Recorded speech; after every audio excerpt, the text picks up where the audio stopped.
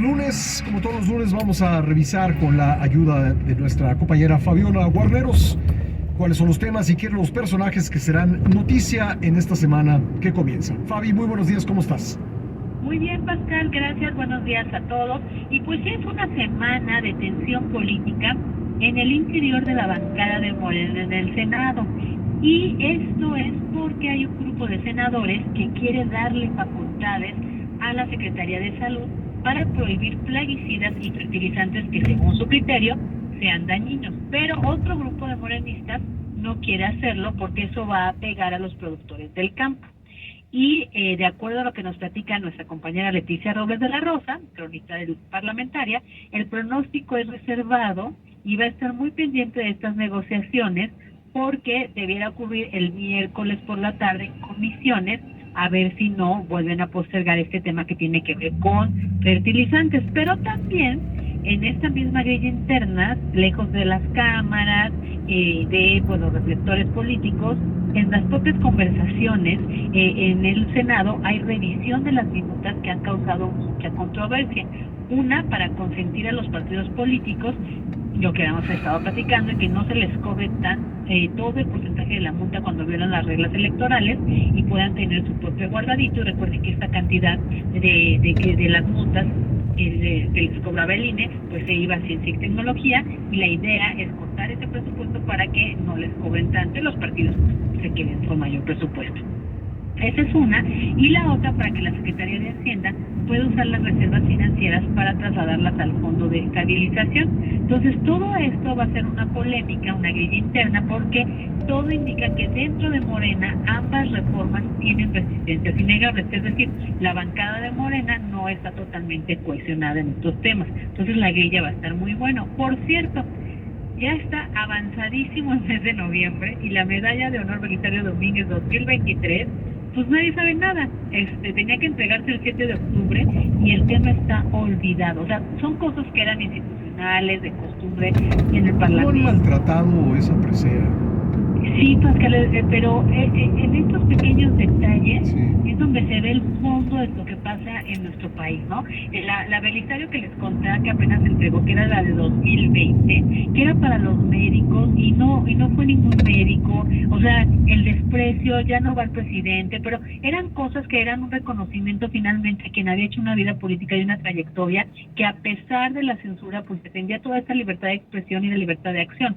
Y pues todo esto ya se ha ido mermando. Es como esta falta de respeto a cosas que también le daban identidad al país, querido Pascal, ¿no? O sea, es decir, pues tus luchas y tus instituciones, ¿no? Y que eran, hasta cierto punto partidistas. De repente luego como que se turnaban para dar los premios, pero finalmente todos los partidos políticos aceptaban ese reconocimiento, todas las fracciones parlamentarias del Senado, y se aceptaba socialmente como algo que no tenía que ver con la política de división, la política partidaria, y pues se consideraba una distinción, digamos, con valor en cualquier sector o por parte de cualquier sector de la sociedad.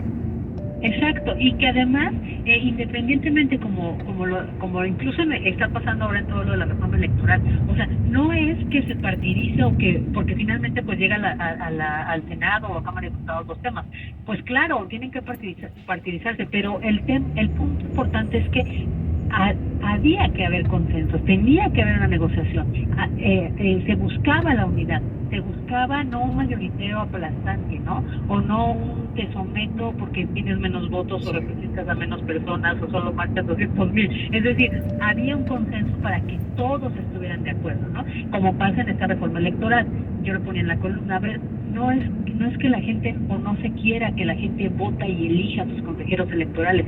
Ese no es el tema es quién los propone, y son 20 del presidente, o bueno, el Poder Ejecutivo, 20 del Congreso y 20 de la Suprema. En un Congreso que es mayoría, ¿no? Mayoría de Morena. Imagínense que ganan los 7 que propuso el presidente. O sea, no es como el método de cómo los elijamos, es quién los está proponiendo, ¿no? Entonces, son esas cosas que no se ven y que pasan con este tipo de medallas. Esto obligaba un consenso, porque las personas que se postulaban también tenían que ver con un compromiso social, ¿no?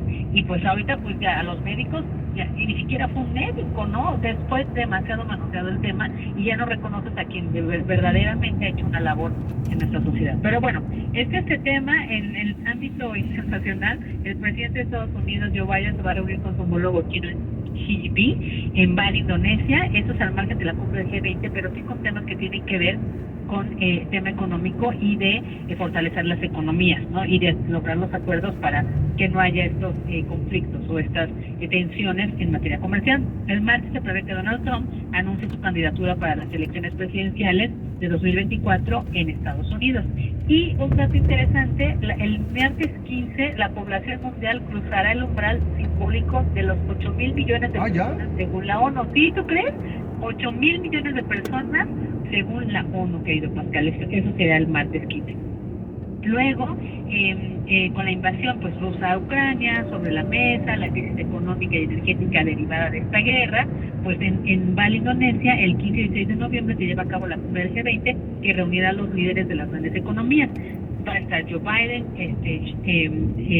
el presidente de China, Xi Jinping, pero no van a estar evidentemente Vladimir Putin, y acá por México, como siempre, pues va a ir el canciller Marcelo Ebrard, que estaba revisando su agenda y lleva casi 2 semanas fuera del país, y concluye, después se va a la cumbre sobre el cambio climático de la ONU en Egipto, y concluye el viernes 18, y pensaba en eso, ¿no? Qué afán de mantenerlo tan lejos de la grilla política interna de Morena. Por eso hace mucho sentido lo que nos platica Leti, que incluso en las propias bancadas ahí se refleja la división que hay, ¿no?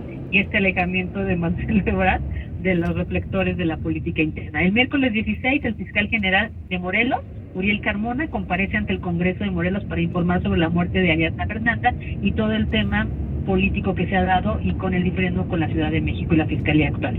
Y otro tema que nos gusta de la ciencia, pues se acuerdan que por el reciente paso del huracán Nicole por Florida, la NASA reprogramó una vez más el lanzamiento de la misión Artemis 1, y va a ser para el miércoles 16 de noviembre. Entonces hay que estar pendiente, ojalá sí lo lancen.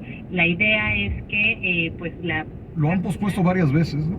Varias veces, y se busca que la nave lleve una cápsula no tripulada a la Luna para después traerla de regreso. Eso está muy padre. El jueves 17, esto va a estar buenísimo, con temas definidos específicos. Yo creo que para que la secretaria de Educación, Leticia Ramírez, no diga, eso no lo puedo responder, pues va a comparecer en la Cámara de Diputados y tendrá que explicar el nuevo modelo educativo para el nivel básico, también qué especialistas o quiénes participaron en el diseño para los contenidos de los libros de texto, y tiene muchas preguntas pendientes ahí, ¿no? Ojalá que nos digan, eso no lo puedo responder.